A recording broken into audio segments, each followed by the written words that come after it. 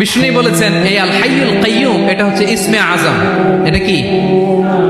যে ইসমে আজম দিয়ে দোয়া করলে আল্লাহ দোয়া কবুল করে, আল্লাহর কাছে কিছু চাইলে আল্লাহ দেয়। এক সাহাবী দোয়া করতেছে ইয়া হাইয়ু ইয়া কাইয়ুম, বিশ্ব নবী বলে এই সাহাবী তো ইসমে আজম দিয়ে দোয়া করতেছে। তাহলে দোয়ার সময় বলবেন ইয়া হাইয়ু ইয়া কাইয়ুম, পারবেন? বলেন ইয়া হাইয়ু ইয়া কাইয়ুম।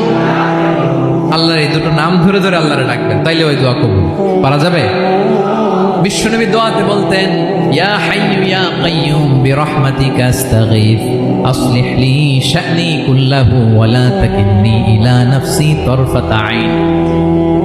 ও হাইয়ু ওয়া কাইয়ুম, ও শাশ্বত চিরঞ্জীব আল্লাহ, আসলিহ লি শা'নি কুল্লা, আমার সব কিছুকে আপনি ফিক্স করে দেন, ঠিক করে দেন।